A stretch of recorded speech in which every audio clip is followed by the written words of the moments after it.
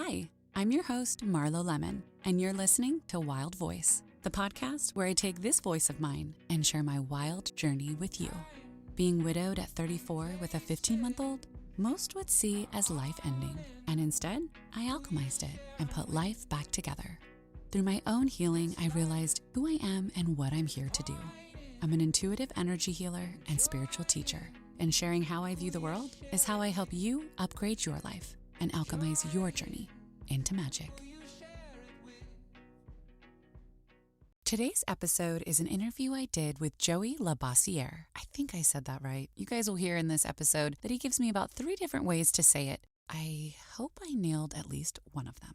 He describes his way of living and showing up in the world as soul-aligned living through inner expansion, which I can relate to very much. He's a clinical hypnotherapist, energetic guide, activator, and coach. Are you guys seeing what I'm seeing or hearing? It probably won't surprise you that this is one of my favorite podcast connections yet. Joey is also a dad and overall amazing human, just out here making this world a better place by focusing on his own growth and evolvement so that can directly correlate to how he shows up for others. Joey and I got to connect on topics like personal growth, the ups and downs of spiritual awakenings, parenting, how our subconscious patterns and beliefs can take us on a wild ride, what a day in the life looks like for him, and the fragility of life reminder that we can tap into on the daily. I'm going to speak for myself and a few others I've heard say the same thing. This spiritual journey to self-discovery and the constant evolving that comes with it can feel isolating at times, but it can also feel the exact opposite of that when we find our people that just get us. We sometimes just have to get a little creative on where to look. All right, Soul Fam, enjoy. Hi, can you hear me? Hi, I can. Yeah. Hi. Okay, good. It was so funny. Uh-huh. The last one I did, the whole time I was like, no, it's not working. We spent like 20 minutes trying to figure it out. My volume on my computer was like muted. And I was like, rookie mistakes. Look, I have like clients throughout the week for years now, and I still do that shit. So yeah, it's just like, I know. What's going on? Like, I don't know. It's like my mute button on my mic, which is like glowing in red. It says mute. I'm like, oh yeah, right. There. Yeah. Exactly. I know. It goes to show you that, first of all, technology is not my strong suit in general. I think a lot of us who like speak energy, technology is like this vapid thing that doesn't make sense. So it's always changing so much too. Part of me loves it. Like I love it. Like it allows me to do this. Like it's pretty amazing. Right. And then there's parts of like, fuck, stop changing. Like, God damn it. Do you have like a special light in your little studio there? You want to see that? them? That is very magical. Yeah, so I do. 2 of them. So one's blue, this one. Sorry, it's super bright. So I'm going for like the sunset vibes. The other one is an orange. Like it's got, I'll show you. Like it's like a filter, it's got like a thing that goes over it. Different colors.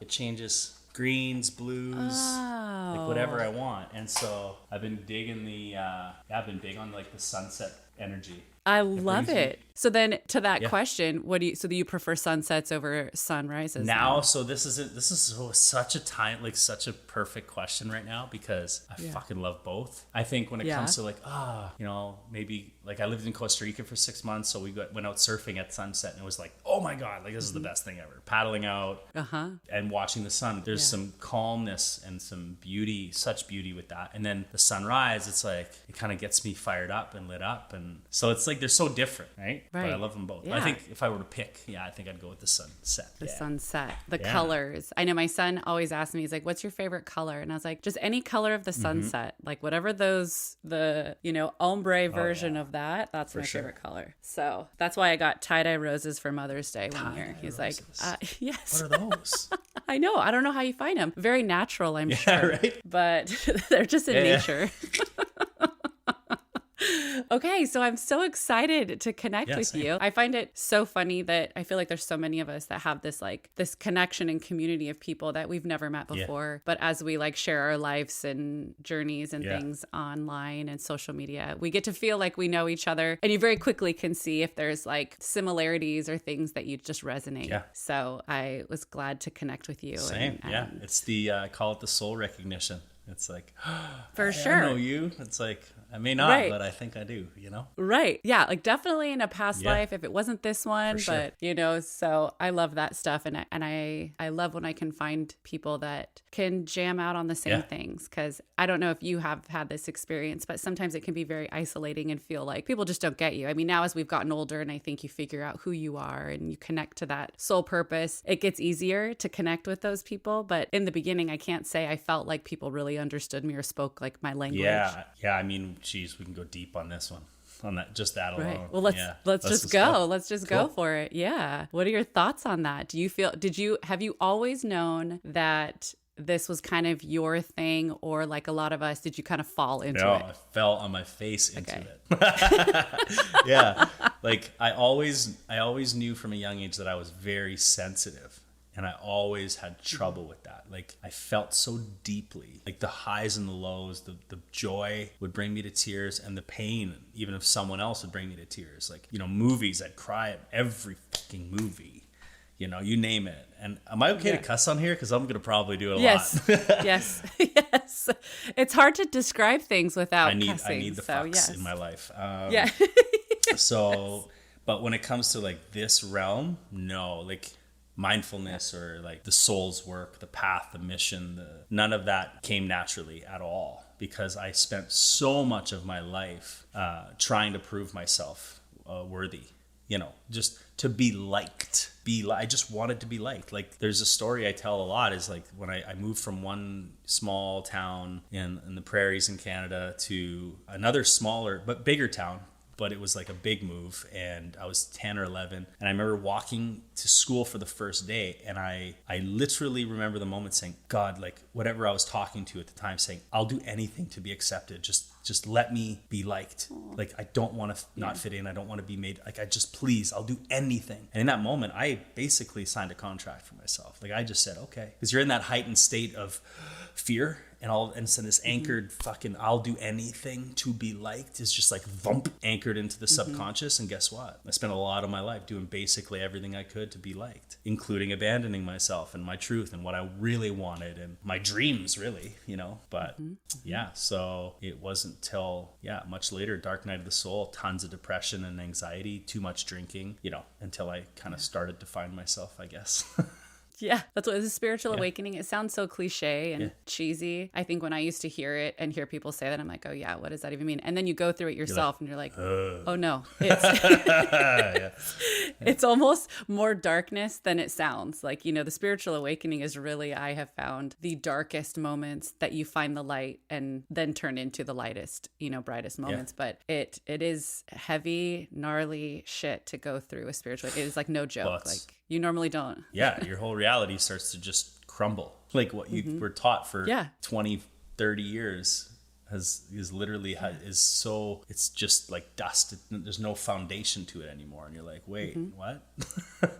Yeah. And like literally, I kind of felt like it was like I was like on this elevator where I thought I was on this one level floor, and then all of a sudden I felt like it dropped me to the bottom, and I was like, I don't know what's up. I don't know anything. I'm literally starting from ground zero. But I found, and I'd be curious to know if you thought this thing, I felt like when I was at that rock bottom, there was some comfort in knowing that at least I had confirmation that how I was doing things before wasn't working. And at least I had an answer. And I feel like that was the most comforting feeling in a really intense, dark moment. Yeah, it's like it's like that whole like no one's coming to save you energy. It's the most terrifying thing in the world, but also the most powerful thing in the world. But you have nowhere else to go, and you're like, okay, well, clearly how I've been moving, how I've been speaking, how I've been doing this is not in alignment with something deeper. There's such a disconnect here. And that's what happened to me too. It's like I had a little bit of kind of an NDE, nothing crazy, but enough to shake me to my core. Like I could have died, and I didn't. And I was like, slap, boom. It's like, okay.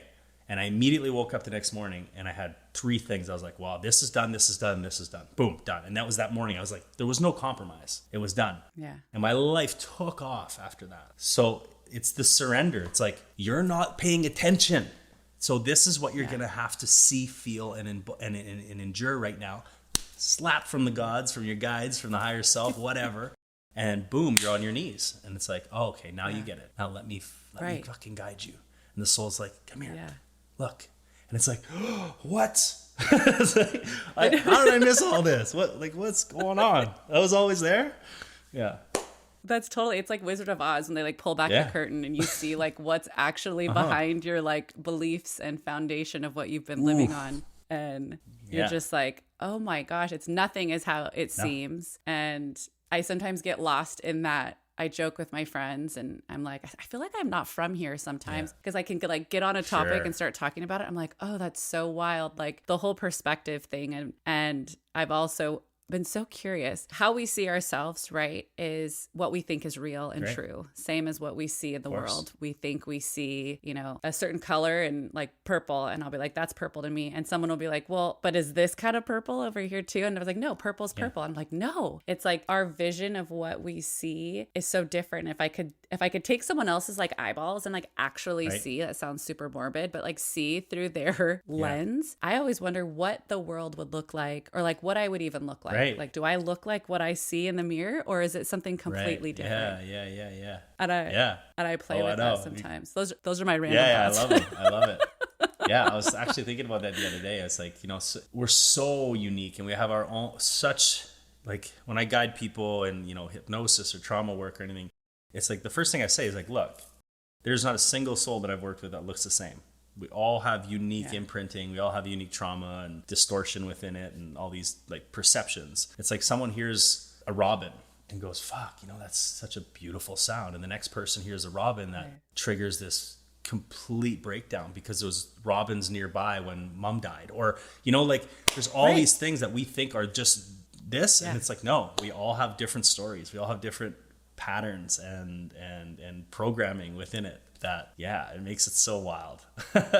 It is. And sometimes I'm like, we really are these individuals just like navigating this world. Like even when we have families or kids, or it's, even though we're connected in certain ways, we all are having this individual journey that I think we sometimes forget is so individual that it really, we just have other people that are kind of keeping us company along the journey. And I have found through my, you know, I feel like spiritual awakening is like an uplifting way to say it, or dark night of the soul. Like both of them are the same thing. Rock bottom, call it whatever you want.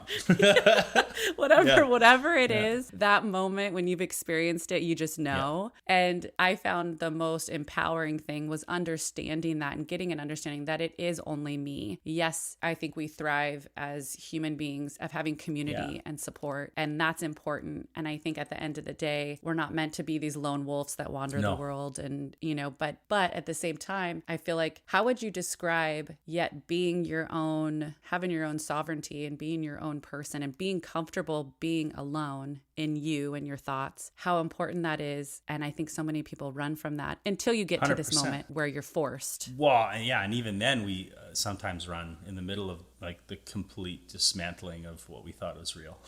Like we still run to booze or drugs or porn or sex, or, you know, we all have escape routes. All have escape routes, and there's nothing wrong with them because they kept us safe for so fucking long. They made us they just wanted to help. And shoot, what were you just saying before that? I wanted to touch on something. So having our sovereignty under being good at being alone, but also getting to a point of what is that process? Getting good at being alone and also opening up and knowing community and support is important. I think that just for me right now, it's really interesting. Like I'm in a detaching from the outside world. I'm not going to things. I'm not doing stuff much, not because I need to hermit and, oh my God, the world is not for me. It's more like, oh no, I'm being a lot more razor sharp and focused on, okay, there's priorities here, and it's just me right now to take care of those. And I was talking to a friend today, actually, before this. I said, you know what? It's funny. We avoid the pain. We do everything to avoid the pain. But the pain is the exact thing we need to fully be in and let be here. So we avoid the suffering. The suffering comes from avoiding the pain. The pain is it's the changer. It's the you know, the light bulb. It's all the things. And whether that's emotional, you know, spiritual, heavy stuff from trauma as a kid, whatever, you need to sit your butt down and you need to sit with it. And you need to let it be expressed, because so many times it's just a younger version of us going, hey, dude, I see that you're big and strong now and things have changed. Do you think I can express this through you? And if you're like, no, sorry, no good, I'm just hammer back on the bottle, you're really getting in the way of the alchemy that's trying to happen. That's so true. Do you want to know? Can I let you in on a secret? Bring it. So probably not the other day, I'd say a few weeks ago. So as I've gone through, it's probably been like a 6-year journey so far, like where I've actually really been doing this work and the dark night of the soul. And I have picked up tools and things along the way and integrated it and figured all of that out. And when I dealt with what it was, is my husband took his own life and I found him. So there was this huge impact, and our son was 15 months old at the time. So it was big. It was and some things before that happened. I feel the breaths. And before that happened, like a week before, there was more things that were coming to light. And we had been together for about 15 years. And what my point is as I've navigated that, it was like, strip the things, ground zero, here we go. I'm showing up. I'm feeling all the things. I'm leaning into it. We're doing this. And as time has gone on, you grow and you get more tools, right? And you start to put this expectation on yourself that you should know better or do better. And I think sometimes that those of us that are, understanding of how this world works, spiritual healers, energy workers, light workers, hypnotherapists, all of that understanding, we almost hold ourselves to a standard like, I can't fuck up again. Like I can't, I know better. So the other day, I noticed there was an operating system that I had started to reprogram myself. And what it was is that I was getting so good at flipping things and seeing the positive, right? I could take anything. If my son does something, I take my reflection. I see why it's good that this is happening, what it's teaching him, what it's teaching me. Cool, we're done. Here we go. We're moving on. And what I realized is probably once I got the hang of it, I almost used it against myself. And what I started doing is almost bypassing the emotion and going straight to, because I know, right? Those of us that understand this, I know that everything that happens is meant to happen. Sure. I trust in my source and higher power. So I see that when I see bad things happen or feel like they're bad to me or hard or difficult. And what I was doing is before I'd even let myself feel it or acknowledge, I'm having an emotion, I was like, nope, but it's good. I quickly was like, but it's good. So I almost was telling myself, and I pictured it like, it was like my human self was like on the front lines and is like, give us a fucking minute. And my soul self is like, nope, we're good. Like, let's already go over here. I know where we're going. We're fine. We're fine. Like kind of like dragging it with, like we're good. And so to your point, I think I have found, and I would be curious to know if you've had those moments where all of a sudden you're like, wait, I know better. And be like, I was so shocked that I was discrediting my emotions. And here I talk to people all day long about lean into your emotions, feel them. They're good for, they're positive. And here I was undercutting every single emotion before I could sit in it and feel it. And there was a point where I was like, am I doing that because I've already felt all of this intense pain? I've worked through it. And I almost feel like, okay, I've checked that box. That's not for me anymore. And actually, it's never done, right? The work is never done. So my question, or whatever comes to your mind, is have you found things like that, or with emotions in general, where you have found you've undercut them or lost track of them, or anything along those lines? Yeah. So to touch on that right away, it's like there are layers to pain. There are layers to trauma. And I truly feel like after the years I've been doing this is that we will be guided to face what we're ready to face. And sometimes we'll have some retreat from that, some ease around that after we do some work. And it's like, oh, I've done that. Maybe. But there might be another layer that comes a little later. There's divine timing to what's coming into your field. Like God, source, whatever you call that, is only going to give you what your ability is to heal, like to actually fully face and feel and everything else. But there's also this time where we go, it's coming up. It wants to be felt again. And we're like, I did this already. And you have this idea, your ego has this idea that it's figured out when the healing was done. I did this already. We ain't going back there. And it feels similar because when we go into it, it's like, how can we be here again? Like we've done so much, but it's the same. It's not.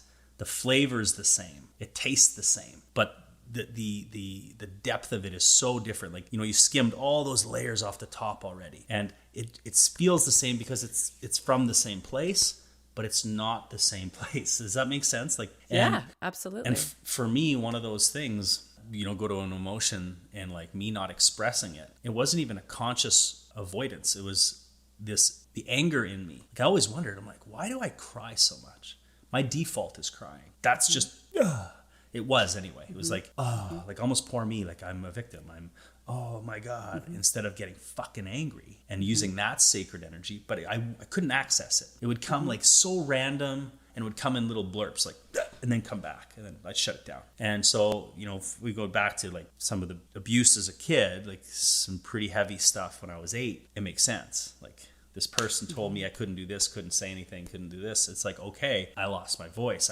I was angry. I couldn't even express it. I was told that wasn't actually true or wasn't happening. And so it's created this, well, fuck. And so actually this past May I did an exercise at a retreat with 2 men where they just came in my face to get at that. And they said all the shit. Like, they poked at me with the heaviest stuff they could say about my abuse, about my kids. Like, they just needed to access that. Because I wasn't allowing myself to have a relationship with anger. Not sure why. I couldn't sit there and tell you why. And then I accessed it. And it was like, holy shit.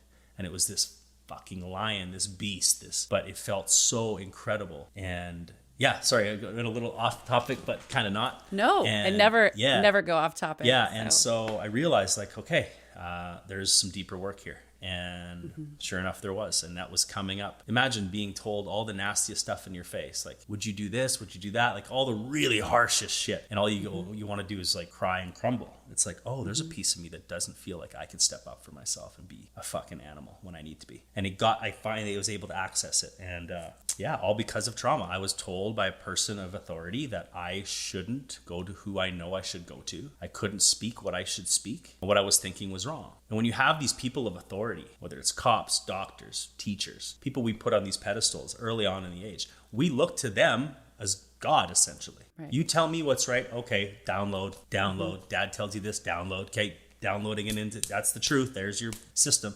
And it happens also in trauma. And then all of a sudden it's like, oof, you're not safe to feel. You're not safe to express that. You're not safe to go there. And so, and that was another layer. And I've done a lot of work around that. And then now it's like, okay, got to go deeper. So there's always something to uncover. And I think to your point, it feels like, oh, we've tackled it. And it's like, it's just a layer. It's always going to be these layers. Yeah. And I think, do you think there's a point where you get to where you're like, okay, now I'm maintaining? Or do you think it's this constant layer? No, I don't think it's constant layer. I used to, because it was such a journey. You're like, fuck, when this is going to end? But I feel like with the right team, with the right support, like, you know, whether you're working with a somatic healer, a coach, someone like myself, someone who really knows trauma and really knows how to navigate that with you, you can get to the core pretty quick and do some pretty powerful work. And then it's like, there might be some other stuff, but it's very rare that it's the nucleus of it, right? It's like, okay, it's some stories that are lingering. It might be another thing that kind of touches on that, but it's not directly affected. But I think you can get to the deep stuff if you're willing and ready. Like,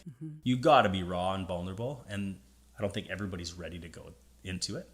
It's a process, but I really do feel like I've gotten to a point where I feel like, wow, I've moved through, I almost feel like 80% of the real heavy stuff that I've carried into with me in my life. But the process, the ongoing thing is this continuing to check in with self, continuing to tune in to you and not letting the mind create more stories and the ego take over as much as it wants to do. So I think the constant work is just checking in, going, no, I'm safe, I'm good.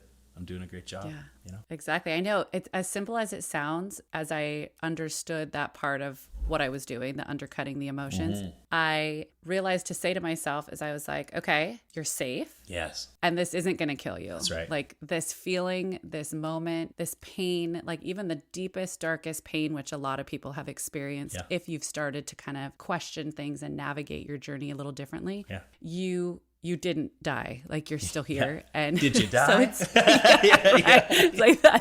It's like, we didn't die, but it feels that way because I think so many people discredit that emotions and where our brain goes is actually where our body goes. And that's why presence is so important and obvious to people. It's like, you could physically be in a room with someone and feel like they're a million miles away. Oh yeah. Or you could be with someone talking, remotely or like how we are, and you feel much more present and connected. Yeah. So the mind is a powerful thing and it can feel like our worst enemy until we realize like, we just have to cut the noise. And sometimes I do is I'm like, are these thoughts even my own? Like sometimes I'm like, this world is so busy and crazy. Like, and sometimes when you ask that question, you're going to hear a really loud, most of the time, no, because that's not, it depends on what you're thinking. But sometimes we're so, to get to really what's going on, it's like, get the stuff that's just like sitting on the surface out, because it might just be, you know, it's like dust and it just kind of hangs out. I think you nailed something really important. It's like, what are you allowing into your field?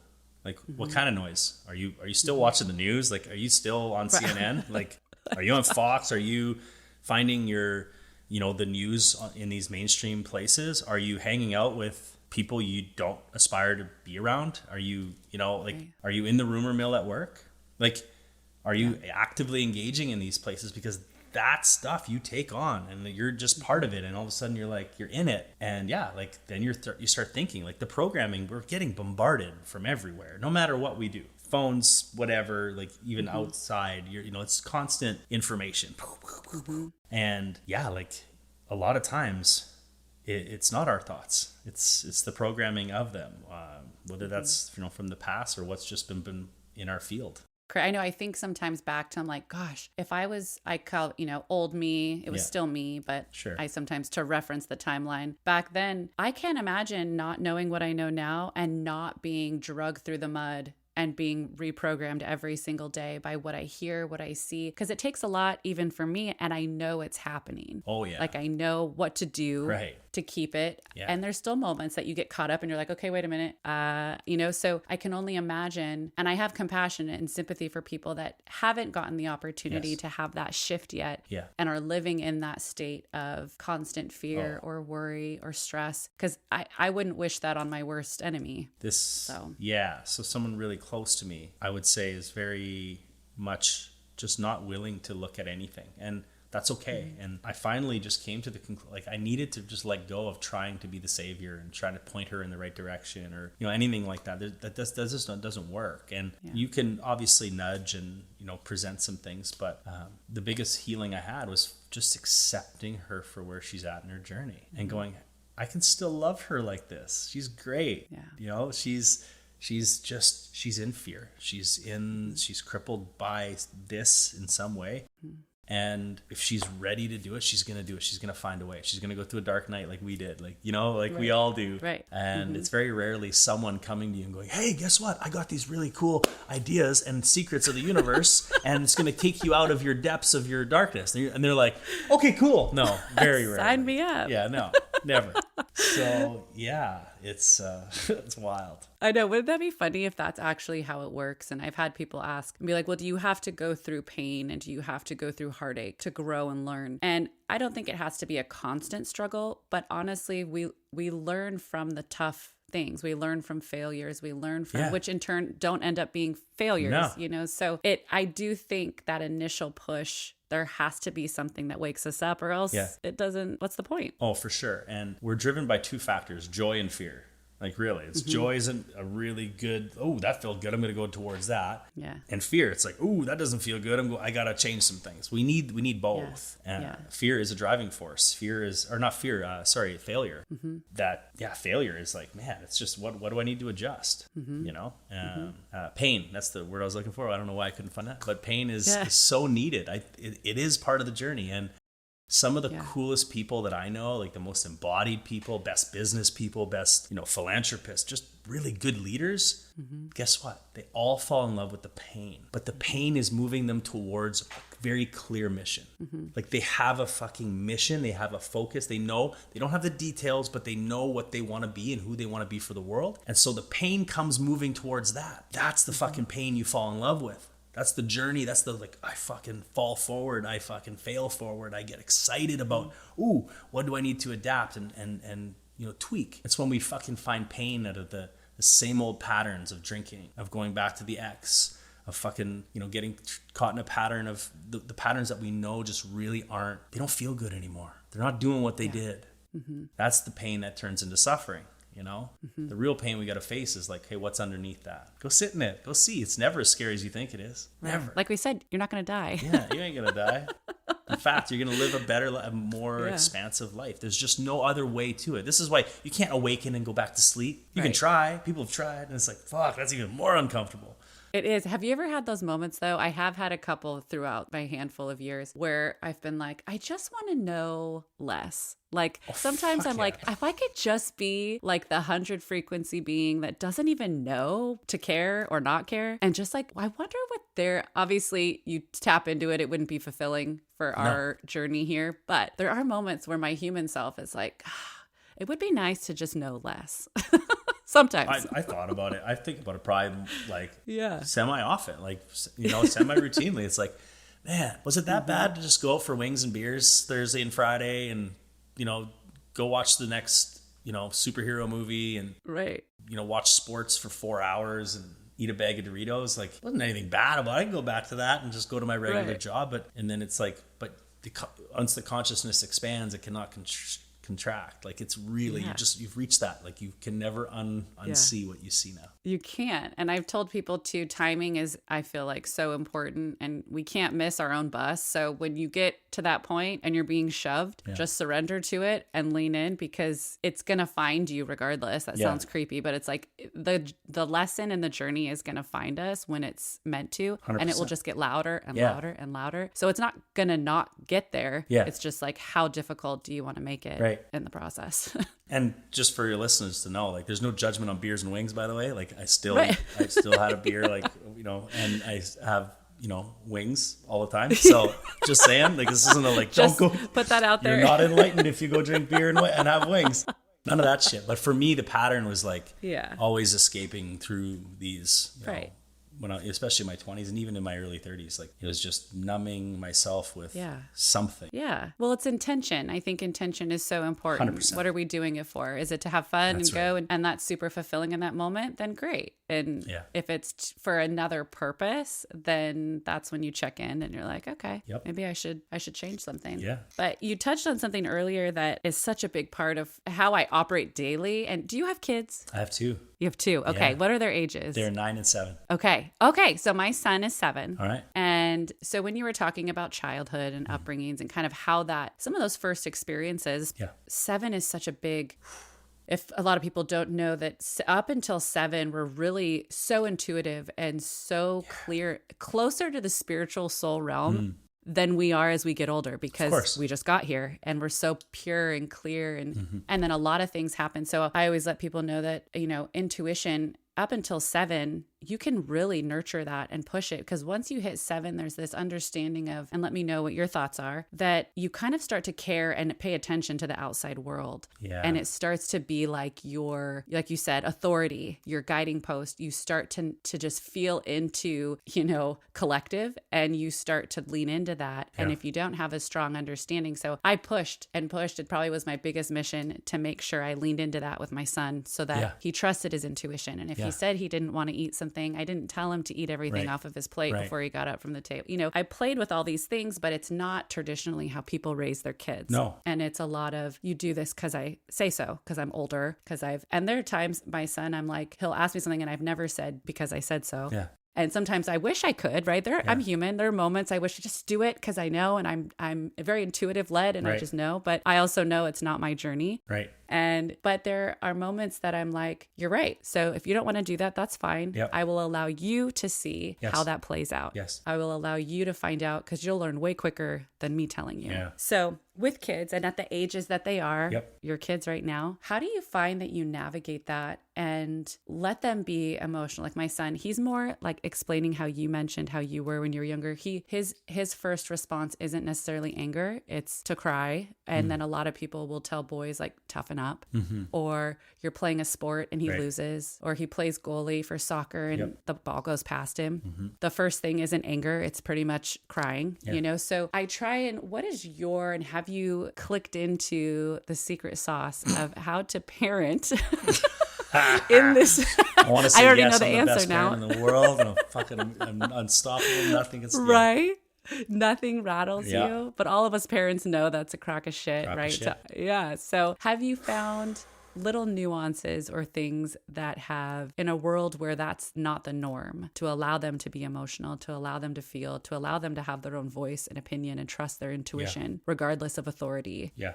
Have you found a niche or a tool or something that helps you navigate that with them? Well, first off, I remember when the kids were coming, or my first was coming, I was like, yeah, I'm not going to do this. I'm not going to do that. I'm not going to be my dad. I'm not going to be my mom here. And I still have times where I'm like, yeah, that was my dad, and yeah. I become unconscious, and I'm just not in my knowing. And I think most parents can understand we're going to have good days and we're going to have bad days. And some days I have the secret sauce, and I have the secret sauce because I've filled my cup. I've been on my pillars to give me the best opportunity to stay anchored. And then there are days where I'm completely fucking lost in the chaos of it all.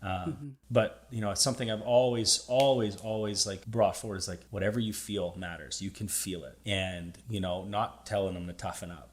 But with my son, he is extremely explosive. Like, it is light a fuse, and that anger that I couldn't ever get to, guess what? He has full access to without He's any that mirror filter. For you. Oh shit, it's incredible. And it's interesting because that's not something I'm naturally able to handle or deal with because it's not there. The sadness when he's down on himself or he's really emotional, Dad's got that. So I'm learning this now. I'm really learning. It's like, that's not a bad emotion. Anger is not a bad emotion. No, you can't hit your sister. No, there's some things that are acceptable and the things that are not. But I'm trying to go, oh, wait, we can express this together. And so I'm trying to, right now, actually, I'm in the process of like, man, maybe we should go do some anger stuff together. Go smash some things. Like, that's a thing about boys. We need to wrestle. We need to hit. We need to smash. We need to cut wood. That's been a thing for me. But as for secret sauce, it's presence and consciousness. If you can, as many times as you can come back to just being present and not being in your unconscious triggering or wounding or your inner child that doesn't feel met or needed, then there's your sauce, because I think then you're just in that full flow of divine information when you're present, right? It always comes through in that, not when you're in your head or in the big emotions. How beautiful that your gift and your mirror which a lot of the time happens to be our kids or partners or stuff, that you got the exact, that's like, fuck. Isn't that funny? And I would probably say that's probably my son as well. So just thinking about that is that we tend to get what we're needing to balance us out. And it is. And that is true. Being able to stay present takes a lot. And that starts with us filling our own cup up first, which sometimes we're not necessarily taught that as parents at all. You do everything for your family. You lay yourself down on the coals and it's actually, I learned that years ago, that actually to be there for him, I have to put myself first. 100%. I have to. And it teaches him too. And that was the big thing that helped me, because I realized how I got into that cycle is that I was a people pleaser and I just wanted everyone to be okay. You too.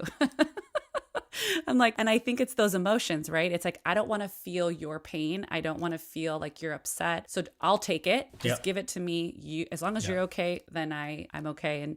And so I realized what was a big light bulb for me was like him seeing me put myself first wasn't, in my eyes, was going to show him that he wasn't important. And really what it does is it shows him to put himself first. So when he goes and grows up in this world or in a relationship, or when he doesn't like something that's happening, that he understands and puts himself first. And it is different raising boys and girls. I don't have a girl, I have a boy, but I'm a female raising a boy. And as I've learned, I know, like how you were saying, you guys need to do things differently than females do, regardless of how equal we want to say everybody is. You guys absolutely different. Operate differently. And just like my son the other day, he came up to me and he asked me some question, and then I was busy, and so I answered quickly, and he came back and I saw, and he had taken one of those. Do you guys have those squishy like stress balls that are filled with like the slime? Oh yeah, like the really gooey ones that pop up, pop out of your fingers. Yeah, those ones. Yeah. He had opened one, and I was like, of course. And he was like, I was like, okay, there's like chemicals. Like my first thing is like, there's all these toxins. Why did I even buy this? Like, and then I'm like, oh, and I'm realizing how different we are as a girl. And even today, I am not curious at all about how the stuff gets in there, what it's made of, what it looks like.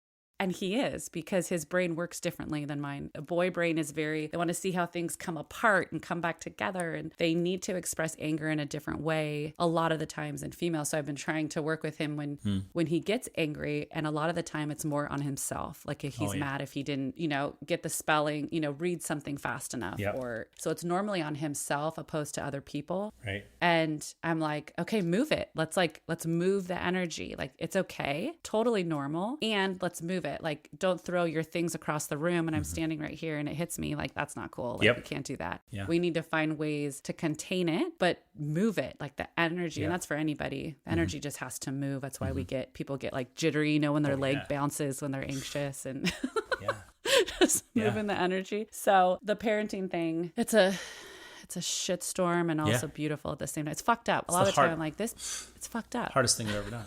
Hands down. Like, it's the hardest thing you'll ever do. Is. But it's like, it's so cliche, but it is the most rewarding. Yeah. But it's fucking hard. It is. It is. It will test you beyond what you've ever been tested. And it's not just mentally, it's emotionally, it's physically, it's fucking spiritually. It's like, it's everything at once.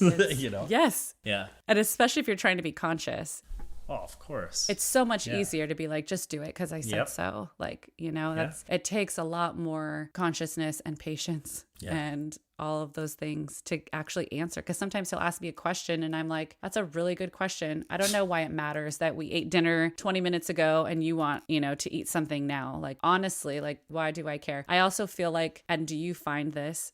I just see the world differently after you go through big traumas and things. You realize how short life is and what's important and what's not. And I remember feeling very freed of the nonsense and the things that didn't matter. And as the days leading after my husband had passed away, I remember thinking, although this is so hard, there was a piece of me that felt so relieved that the worries and the little things were gone. Because I would have given anything to care about pointless shit, but I didn't because I couldn't. And it didn't matter, but it was so freeing. Right. Do you find that you parent or operate out in the world knowing like life is short? Like, do you have a different outlook after what you've been through? It's crazy how us humans usually need a health scare, losing a loved one, a friend. It doesn't matter. We all are going to suffer loss. We're all going to lose people. It just is. Yeah. But if for some reason it just seems to be like, it's that makes us realize it. It's like, how can we come home to that realization every day? Because like, I don't know what 20 minutes from now is going to be. We really just have no fucking clue. And you start suffering such a, like, that's, of course it's going to shake you up to the core. And I think it's what I'm really trying to do is go like, fuck, can I every day wake up? And it's not just this gratitude thing. It is, but it's like, this is so finite. Like, it's paper thin, like on what we can actually hold on to, like what's certain. We have no clue. It's tomorrow that quick. More than anyone. And so, I think it's something we could do as leaders is like, how can we just remind ourselves and remind others like just how much of a fucking gift it is to be in these bodies and how much of how great it is to wake up and go, wow, another day to just do what I want to do and express what I want to express with the people I love. That's such a good question. It's maddening to me how we sometimes need that kind of shake up to realize just how great this is.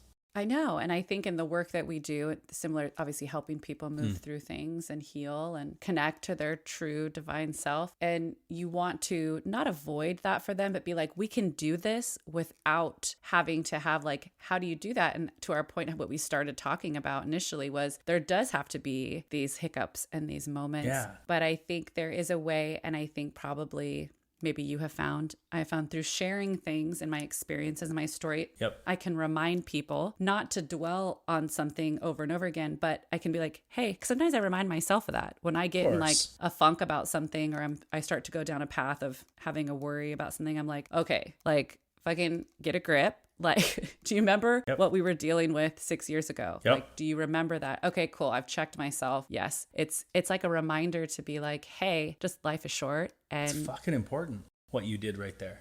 That's the training the mind. Like, you're in control of where you go with this. You can go into that loop of poor me or fuck this sucks, and that could take your whole day. But boom, as soon as you go, fuck, dude, come on.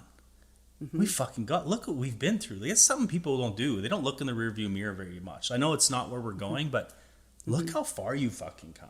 Have you actually looked the last 2 to 3 years and go, like, this is nothing. Let's go. Right. Like, Exactly. And so that's a powerful tool. That's why I love I work out to the motivational speeches lately. I just put like YouTube motivational speeches to music, and I just work out, or I go for a run. And it's like, but I love that because it really does train us to train where we decide to put our focus. It's not bypassing. If there's some feelings to be felt, fucking feel them, but don't get stuck there. That's when the ego wants to come in and is like, see, told you. See, we're fucking poor me. And it's like, oh yeah. And then you just get, sucked up into the vacuum of that. So it's that dance, right? It's that beautiful dance of like honoring what's moving in the body, what needs to be felt. And then saying, okay, I love you. Good job. Let's fucking go. It's both. Exactly. Yeah. And I sometimes when you like really strip things apart, and I'm like, I think about like, oh, I want to do this faster, or I wish I was already here, or, and I'm like, what is faster? Like who decided what takes a certain amount of time to be a failure or not, or to be on the right path? Yep. It doesn't. It's things we've created in our minds. And so sometimes I have to like also get in my own head and be like, okay, what does that definition even mean? I have made it up. And to me, because to someone else, it might take them 10 years to go where I'm trying to go, and I'm frustrated I haven't gotten there in a month. Like, so it's all relative, and it's all, again, on another planet. Don't feel like I'm from here. Yeah. But I'm here, so I gotta figure it out. Yeah. So it's a journey. Yeah. But to what you were saying, okay, so you work out to motivational things. What does a day look like for you? Right now. I know our days are always so different, but let's say right now, an example. So right now it's funny because it's gonna sound like he's got it all figured out. But I'm in a really good flow. Like I don't think I've ever felt this embodied and whole and excited and like mind, body, soul in my life. So it's really good right now. But I'm doing awesome. So you've heard of the 75 hard challenge before? I have. Okay, so I'm in the middle of that. I'm on day 10 or 11 today. And so good for you. My wake ups, depending if I had the kids, is that I wake up at about 6. I chug. How much detail do you want here? We want, because I think it's like so fascinating, because sometimes one little piece of what you do, someone will be like, I'm going to add that in. All right, cool. Because I can already hear myself going, they don't want to hear all that. I'm like, yeah, fuck that. Okay, cool. Fuck that. They do. So I chug, like I drink spring water. We're in BC, and so I get to go bottle my own water at the spring, which is amazing. And so I'll drink about a liter of that first thing in the morning. I'm pretty regular, so I hit the toilet right away. And so there's a little bit too much information, but this is where I get my reading in. And if I'm going to tell you anything, bring books back into the bathroom. Do not allow your phone, and leave books there. You will read so much more. I'm telling you. So I need 10 pages of the book, right, for the 75 hard challenge. So for those who don't know it, it's 2 45-minute workouts a day. One has to be outside. It's no alcohol. It's sticking to your food. So for me, it's I'm hitting a protein goal, and I'm sticking to whole foods. It's very basic, but it's very effective. That's very hard though. I've tried to stick to protein and like get enough in, and I have found it very difficult to try and do. I have to be transparent. So I say whole foods except for one supplement, which is my grass-fed whey protein. So but you have to be able to get that much protein in. Some days I hit it with food, but it's very difficult. I don't eat. So sticking to meal plan, you take a progress picture a day, and you, so 2 workouts, no alcohol, progress picture, reading 10 pages of a personal development book or a spiritual book, and then the picture. So I'm in day 10 of that. So first thing I'll chug, I'll get to the bathroom. I'll do probably most, if not all, my reading really quickly because I just get into it.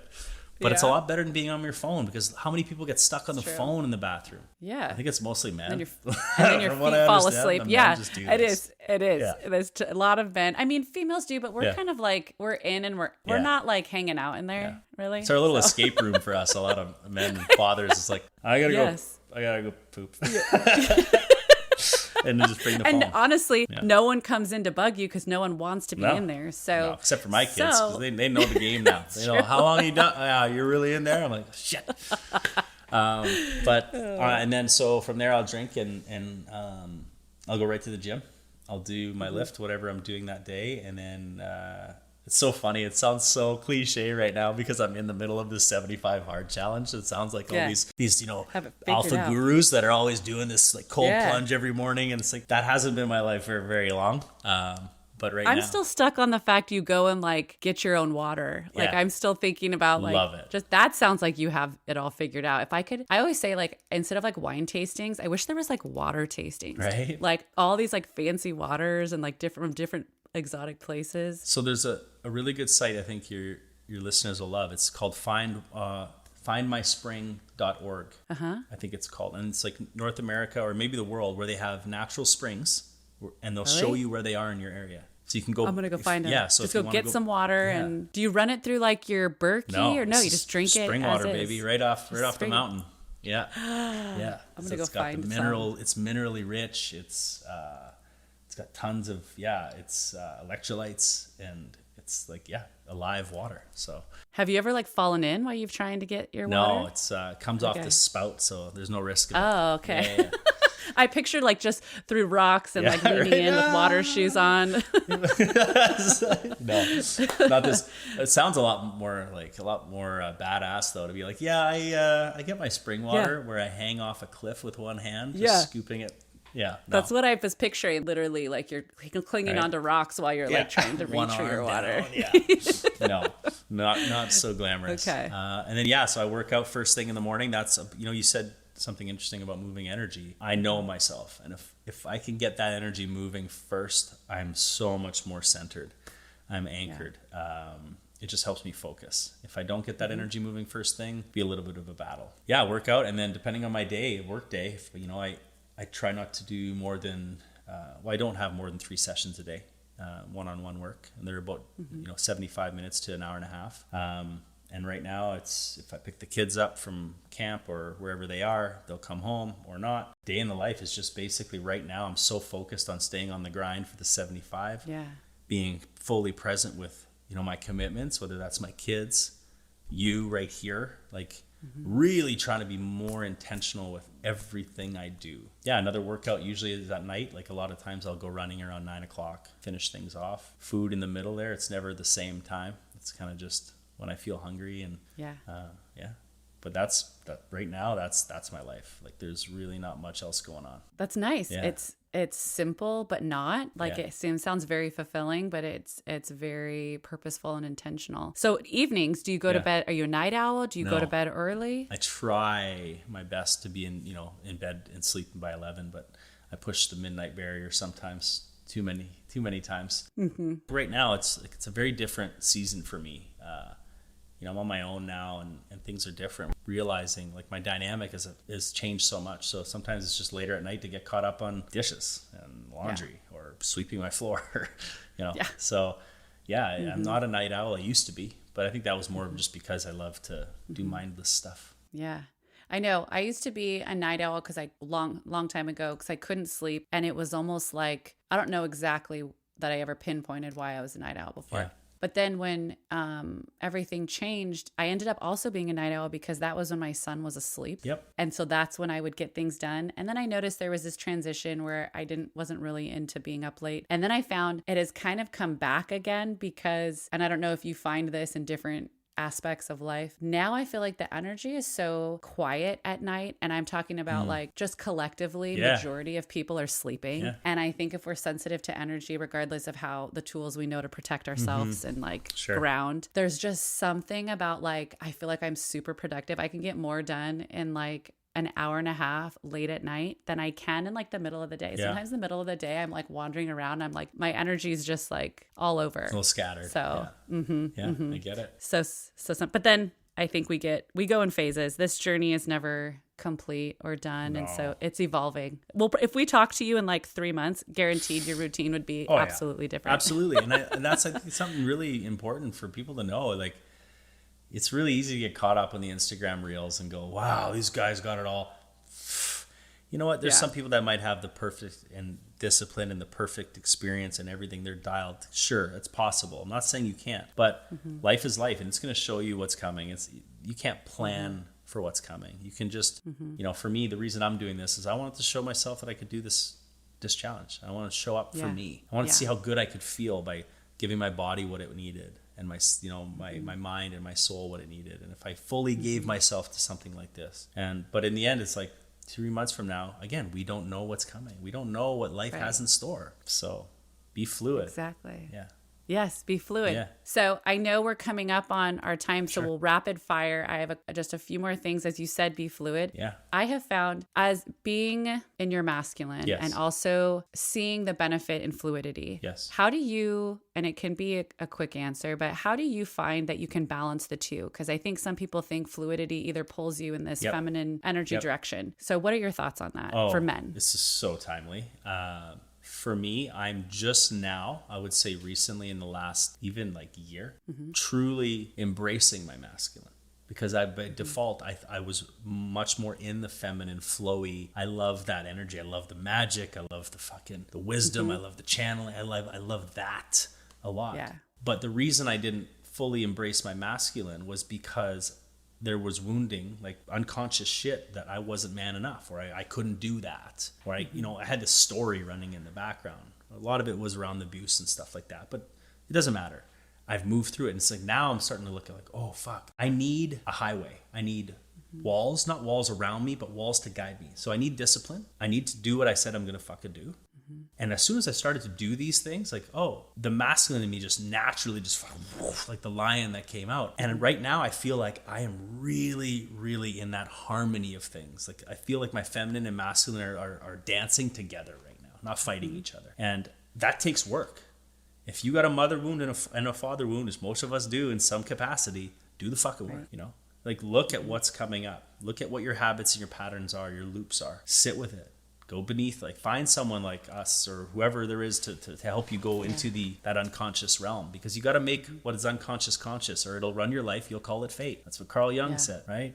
Whatever's not conscious, you can't, why do I do this? I don't know why I do this. Why do I feel this way? Why do I get triggered? Well, go explore it. Yeah. Bring it to God, bring it to source, because that's what consciousness is. All you're doing is bringing dark to light. When it sees light, it gets loved. What heals everything? Love heals everything. And so boom, it's like, so for me, it's just been, I'm in the season of healing the masculine wound right now. More like I've done a ton of work on the feminine wounding, and I was like, ooh, that feels good. Now it's like, finding that masculine core that I have, and honoring it and loving it and letting it lead me. So again, I always say there's no one way to this, but being curious, go deeper. Go find out what's really like the motivating factor behind your loops, your habits, your exit strategies, your triggers, and then you'll find it, because that comes with courage and awareness for sure. That's beautiful, because I think also timing wise, it's funny you're talking about the masculine being healed, and I think with the emotion piece, with what I was dealing with, it was like the feminine. I knew it, but there was like this feminine piece where I was like, let's just fix the problem. Like I was always so in my masculine, because when a lot of the times when shit goes sideways, the masculine is the energy that you need, because it's action oriented. It's get this done. And you kind of lose that. So that's pretty cool. So I can totally relate to that. Yeah. And we didn't get to touch much on what you do, but hypnotherapy, and I have found it so helpful with traumas and things that I have gone through. Yeah. And it was literally the thing I started in on the day after my husband died, because I needed something to help with the visuals. I needed something to sleep through the night. Amazing. And it was something, so anyone listening, and of course we'll share all of your information, and I've seen you do meditations online. I've seen all the things, and it's one of those things that reminds me of like, no matter where you're at, what place and time, you can learn tools that when you are alone or you have these dark moments, that you have a tool to connect to that visually helps your brain or body calm and have a solution when things feel unresolved. Yeah. No worries. You're just gonna have to invite me back one day. We'll talk. I will. I'm gonna have to. Yeah. We're gonna have to have what we'll do is we'll do a part 2, because I wanted to touch on that. I wanted to touch on relationships and your thoughts on that, and a handful of other things. But I didn't. Yeah, and I didn't even. I have notes here. I didn't even scroll down once to look at this. So. That's good flow, though. That shows the show. Yeah. Yeah. So I appreciate your time, and it has been an absolute pleasure. Amazing. And I look forward to bugging you and setting up another time to do this so we can continue the conversation. I'd love that. I had so much fun. Oh, well, Joey. Okay, tell me, how do you pronounce your last name before you go? So it depends. Like if you're French, you got to go, it's Labossiere. Oh my gosh. So if you're in English, it's a few different ways that I've heard over my life. It could be Labossiere. You know, those are the two main ones, Labossiere or Labossiere. Doesn't really matter to me. Labossiere. So you're because you're from Canada, is that right? Yeah, I'm French Canadian. Yeah. Okay. Yeah. Okay. Well, I'll practice that. I'll listen back and I'll practice it for when I do your intro. So we'll see how good. We'll see how good I do. I'm going to go for the French version. Cool. Okay. Well, it was a pleasure and we'll talk soon. Amazing. Thank you so much. Okay, just because this episode's over, it doesn't mean our time together has to be. Check the show notes on ways for us to stay connected. And one more thing, if you found this episode helpful, I would be so excited if you chose to rate it, review it, like it, share it, or shout it from the rooftops to those you think might align with it. The more soul-aligned we are, the more beautiful, harmonious, and fulfilling this world becomes. We're in this wild ride of life together. Okay, that's all. I'm your host, Marlo Lemon, and you've been listening to Wild Voice.